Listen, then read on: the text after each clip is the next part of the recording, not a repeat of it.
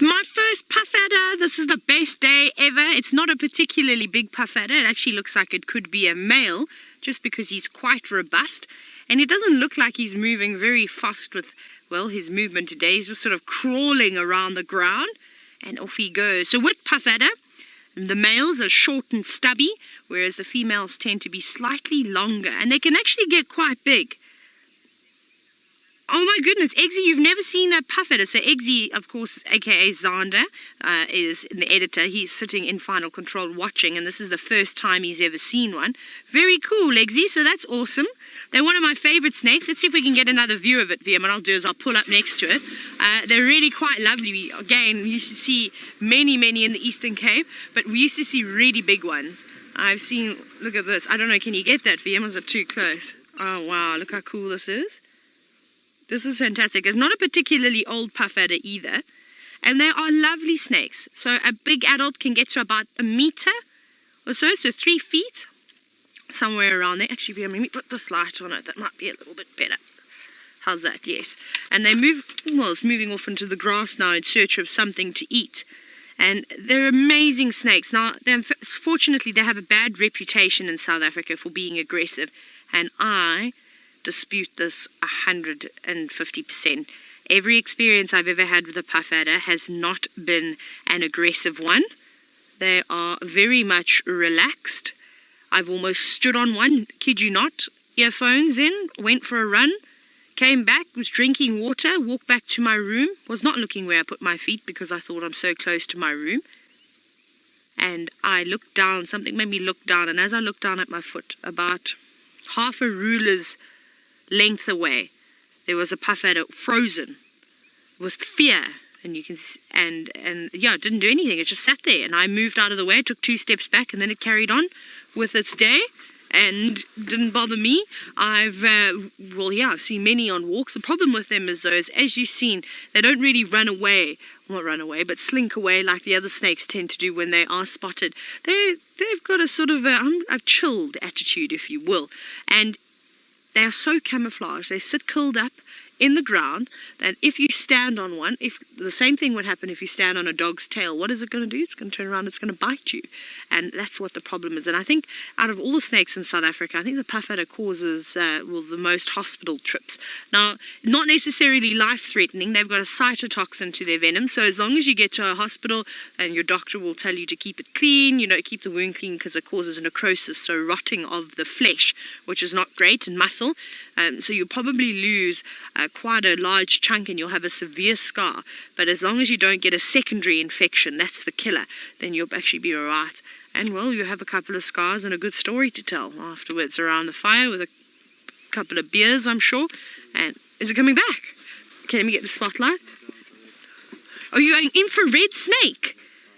Okay, we're going to try infrared snake. Here we go. That is so cool. Look at this. There it is. You can see its tongue go down a bit here. You're on it. There it is. Oh my goodness. This is absolutely amazing. See how it's sticking its tongue out? So they've got the most amazing sense of smell, if you will. So they're using their tongue as a sense organ. And they're able to pick up also with their body any vibrations that are coming about. And it will hopefully be on the trail of a rodent of some sort, a bushveld gerbil, many different things it will be feeding on, frogs and mice. But this is amazing that it's come back. I honestly thought that was the end of that sighting. But to have the snake in infrared is something quite special. The biggest one I've ever seen, and I have a photo to back this story, it was a massive female. She was the length of the road. So as you know, these 2 tracks, so from one tire to the other tire, the track in the sand, she was a bit longer than that. It was quite amazing. I was actually quite shocked. I even called other vehicles into the sighting to come and have a look, because I reckon she was the largest puff adder I'd ever seen. But beautiful though. And they'll keep moving around like this until they pick up on a fresh scent of an animal. Actually looks like there could be some rodent dung just above it where that ant was moving. There's those little black things. I wonder if that's not rodent dung. And in and amongst this grass, I'm telling you now, we don't see it, but there will be lots and lots and lots of little goodies for the snake to snatch up. Now, if you are afraid of snakes, I do apologize, but this is really one not to be afraid of. Don't let that stigma that's attached to puff adders worry you. They really, really are amazing snakes, and only if you stand on them will they bite you. And if you've ever heard a warning sound of a puff adder, it sounds like heavy breathing, but a bit more intimidating than just heavy breathing. But they'll curl up in a nice tight ball and then sit in a coil like that, and that's how they will often wait.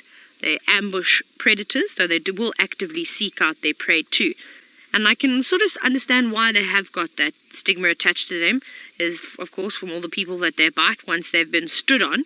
But they're also the fastest striking snake in the world. Can you believe that? That something so short and stubby as a puff adder is able to strike really, really quickly. You know, at this time of the year, after all the rain, there might be little mice babies. Now, Cedar, you're wondering, when are they most active? I've seen them just as active at night as they are during the day. Obviously, again, during the day, it's a bit more difficult for them because there's a lot of raptors that are out and about. Mongoose as well will feed on snakes. They will catch puff adders, so there's a bit more of a risk. But I've definitely seen them in the later afternoons coming out to get the last of the sun. And actually, I've seen more puff adders on cool, overcast days like today than I have on really, really hot days, which is quite bizarre. But I suppose they do get quite chilly, and the roads obviously hold the heat. So it's a nice spot to come out for them to sit on the roads. But at night, they definitely are on the hunt looking for things. They've got much better vision than the prey that they're searching for, and much better senses than their prey, of course. And they're so quiet. They move so quietly. That's really cool, VM. That was really amazing with the infrared. And there it's gone. Look at that. You can't see it anymore. Disappeared into the long grass now. How great was that?